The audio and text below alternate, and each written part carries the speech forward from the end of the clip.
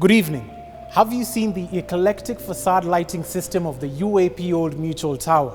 If you have, you'll agree with me, it's undeniably a sight to behold. If you haven't, for the first time on Kenyan television, we're going to unravel the concept, design, installation and control of this facade lighting system, possibly the biggest in the country. Now, this is a relatively new concept where commercial architecture is concerned, and you're gonna catch it on the hottest property show in the market.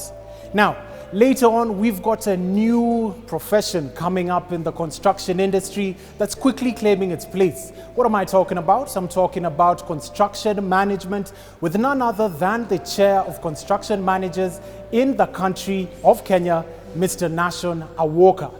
Last but definitely not least, we've got the Madame herself, Queen of Roofing Materials in Kenya. Yes, you heard me right. She's going to be telling us a thing or two about roofing materials, and that's Madame Irene Wanjiko. Now, we're a show with revolutionary products, revolutionary projects, and only, of course, on Property Focus, you can catch all this. This is your window into the world of architecture, building construction, and real estate. I'm Peter Ngigi, and welcome to yet another amazing episode. Let's go.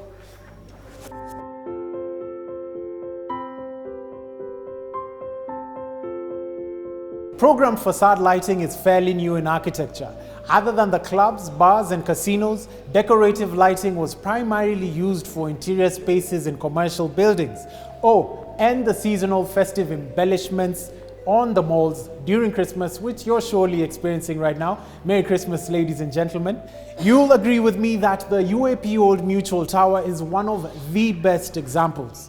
You cannot ignore this magnificence on a skyline such as this. We're going to be exploring the art and science behind the system that keeps this tower lit all night.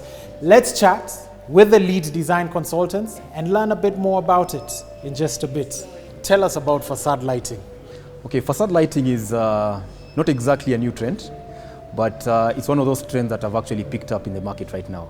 So it's a lighting, it's a system that has been adopted for quite a while. And if you look at the way architects have been trying to create this, if you look at a building during the day, you're able to see the form, you're able to see the structure, you're able to see the color, you're able to see all those things. But at night, the building disappears.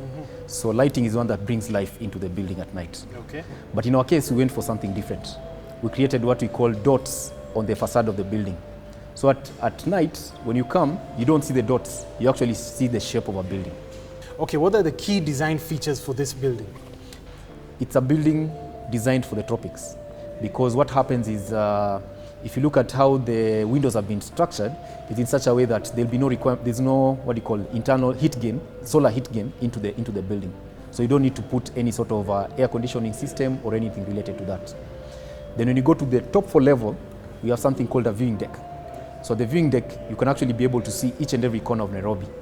So it's quite a, panoramic kind of view when you go to the top of the roof. Yeah. When you are doing the building, it was actually the tallest building in Upper Hill. Okay. But as it stands, we have a building across town that actually has a similar height.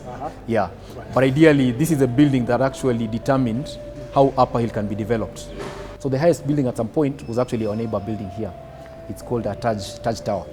So we are the ones who actually hit the sky for this particular part of town. Thank you very much, Mr. Talam. Thank you, Peter. Good. Yes. Let's now have another perspective from the electrical engineer. Tell us about electrical engineering on this particular project, but more particularly, tell us about the facade lighting. Okay, in this building we have two kinds of facade lighting. What you see on the wall of the building is something we call dot lighting. Basically, it's some small LED lights which are color changing. And then we have the second portion where we illuminate the roof, which is considered as part of the facade. So we have some big LED floodlights on the roof terrace which illuminates the roof. So we have the two types.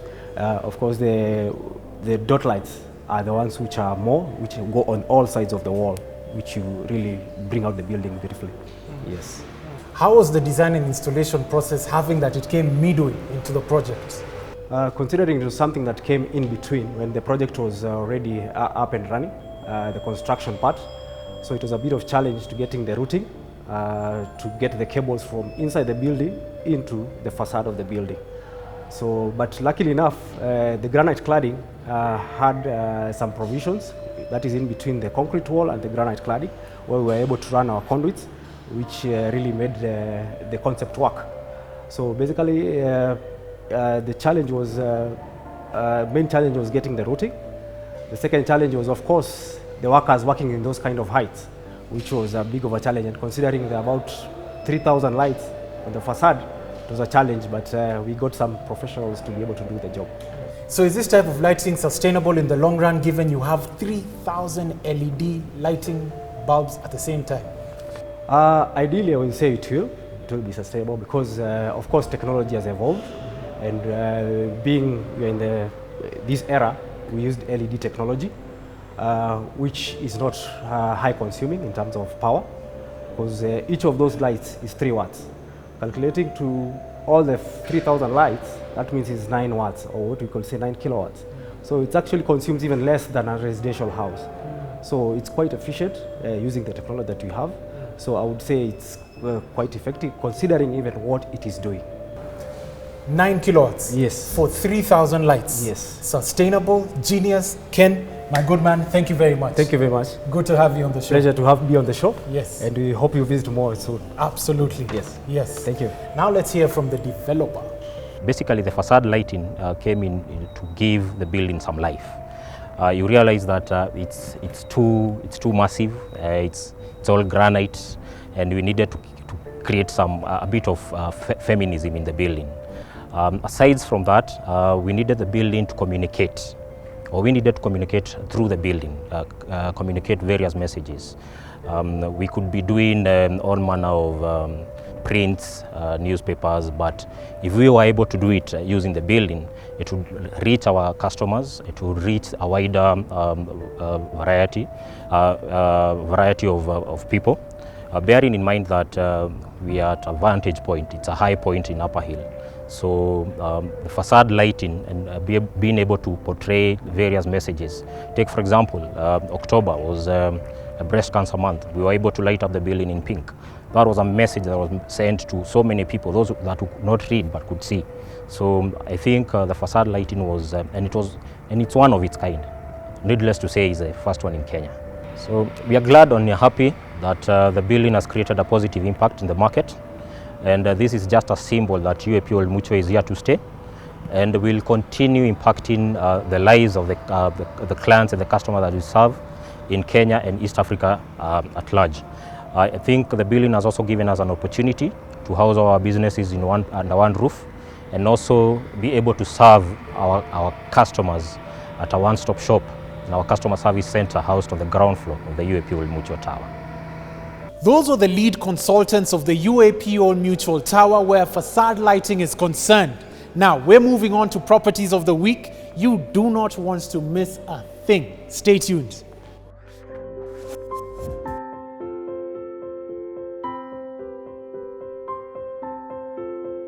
Tired of paying rent and lack of privacy? At Belasi, we build affordable standalone, customizable 3-bedroom bungalows, master and suite with SQ, spacious kitchen, sunken lounge, corner windows, kitchen garden, green area, and spacious cabro paved parkings. These gated estates are located along Kenyatta Road off Thika Superhighway via exit 14. Join us this Saturday to book your unit in our ongoing projects. Belasi Developers, quality homes you can afford.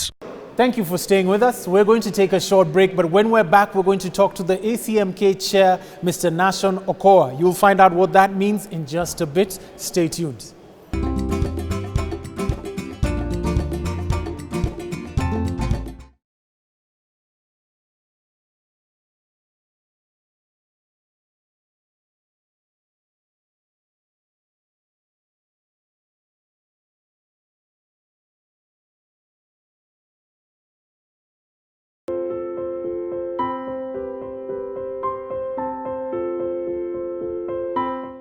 Welcome back. This is Property Focus, and as I'd mentioned earlier, we've got the chairman of the construction managers in Kenya, Mr. Nashon Okoa. Let's hear what he has to say.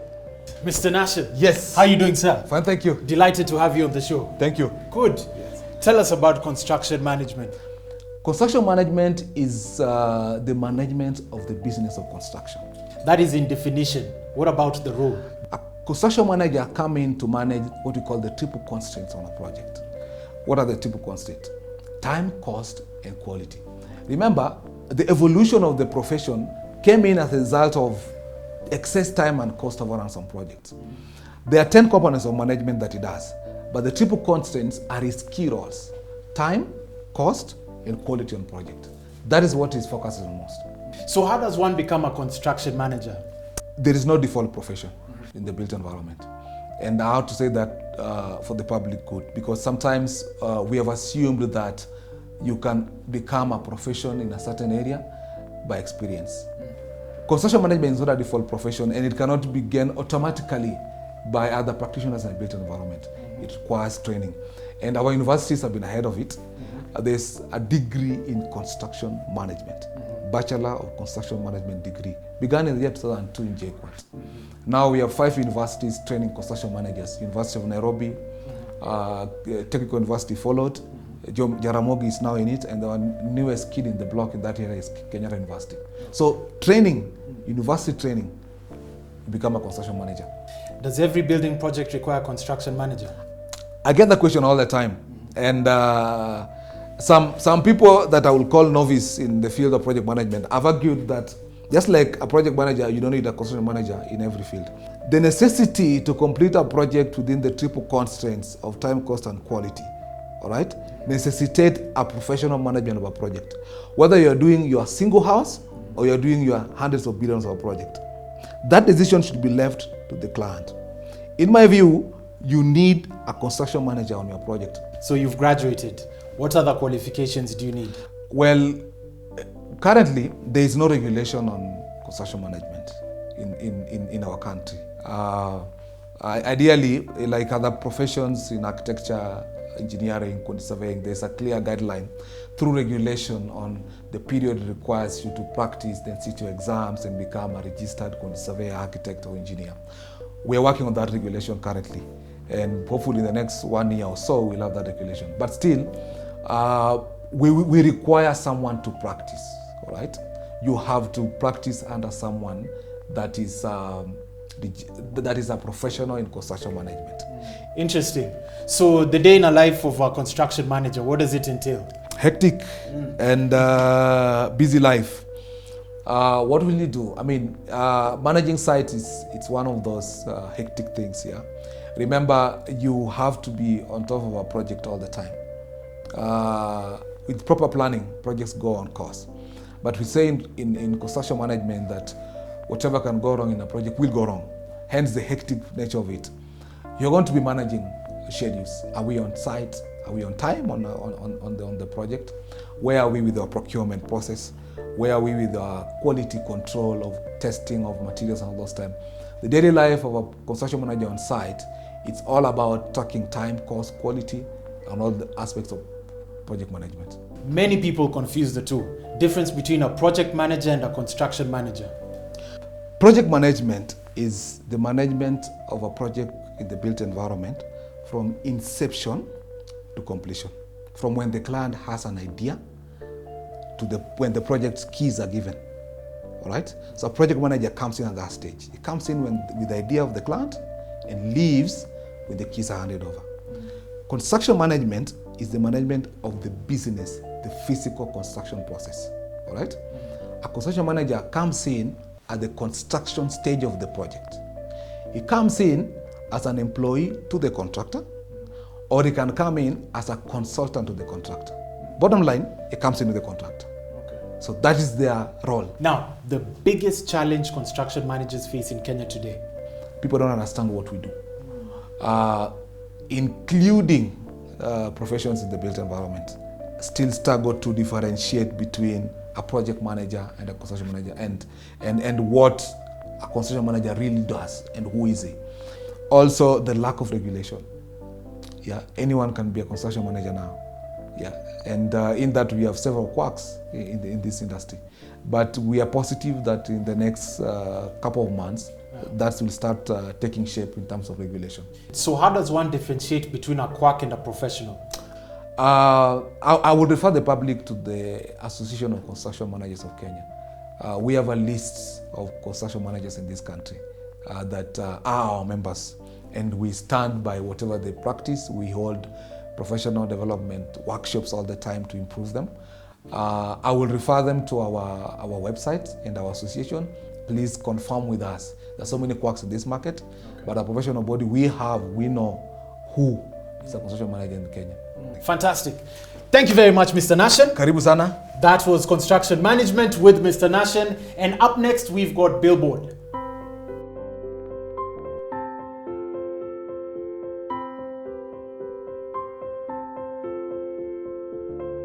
Banda Homes brings to you View Estate with 3-bedroom bungalows, master in suite in a gated community along Thika Road next to Mangu High School, which is on offer. For more information, tune in to Homoka Show every evening on Kameme FM. In our last segment today, we have the brains behind REXE Roofing Limited. Let's hear what they had to say about roofing tiles. Madam Irene Wanjiko, how are you doing? Very well, thank you. Your Majesty, tell us about REXE Roofing as a company. So REXE Roofing is a company that was incorporated in the year 2011. So now we are in our going to our 9th year with the sole purpose of changing the skylines of Nairobi, its environs, and also East Africa. So we exist to make sure that roofs are not just roofs, that they also stand for something. Talk to us about roofing tiles. All right, so we have, of course, a variety of roofing products that we deal in, and just right behind us, we have the stone-coated metal tiles. These have now been in use for quite some time in the industry. They are more of an advancement because they are steel-based and then with granules on top. So they are more of an advancement from the traditional roofing products that we knew, which were so noisy when it would rain, and then they were all like the same color. Most of them looked like silver. So this now gives you taste. Like you can go for green if you like green. You can go for red. You can even go for blue. So a roof now stands also for your taste and individuality. Perfect. Yeah. And when did these products get into the market? So these have been here now for quite some time. I would say they've been used now in this country for more than actually 30 plus years. Okay. So they're not so old, but they're not quite that new of a technology. Okay. So we also have other products like the roofing shingles. If you've been to the Hub Karen shopping mall, I'm sure you've seen them. Fantastic. So those are much newer in the industry, the advancement of roofing from where we would have, again, not now the heavy clay tiles. Now people are looking at lighter roofs, meaning that they are more environment friendly because even the structure that you need to support the roof, you don't have to cut all the trees if you go for trees or if you go for light gauge steel. So now we are all about an advancement to lighter roofs and as well as long lasting and environment friendly, where we can also harvest water. We know the issues of water that we face. What should one know before purchasing these products? All right, so there are factors to consider when you want a roof. Like, what do you want it for? Is it just for aesthetics? Is it just for, is it supposed to provide? Because if it's for aesthetic, then you find even people going just for a canvas and saying, okay, that's the roof that I need. Are you looking for something that is going to last you for decades to come? Something you can pass over to, let's say, your other family members and they still feel they have a good roof. So why do you need the roof to start with? Because sometimes you'll find somebody saying, oh, but it's so expensive. Then it means that we need to do a cost-benefit analysis. If it's for 50 years, then ideally you have to choose the right quality. If it's something temporary, then of course you have to go for something that suits that budget for that time. Okay, please clarify. Can anybody just walk into your office and purchase these roofing products, or you have to come in with a fundi? Okay, so what happens is when you have a roof plan, because you have a consultant, so your consultant will come up with your roof plan, then you send that to us, and then we have in-house team of trained technicians and trade project managers who will derive the quantities that you require. All that is free of charge, and then we give you a quotation, and then you make payment. So we make it as effortless as possible. The process of you owning a roof over your head with us, it's very easy. Fantastic, Yes. fantastic. What additional services do you offer your clients? So besides just supplying of materials, we also do the installation work. So we don't just leave you with a good product and then you don't know what to do with it, because you are not a technical person. When you buy, you're expecting that you get more value from it. So we'll do the installation, we do roof maintenance, and as well as we just train. We offer a lot of training, free training. So we'll hold training for project managers, we'll hold training for different personnel on construction sites so that they can learn more about the product and the installation as well. Okay. Yeah. What new trends have you adopted in the market today?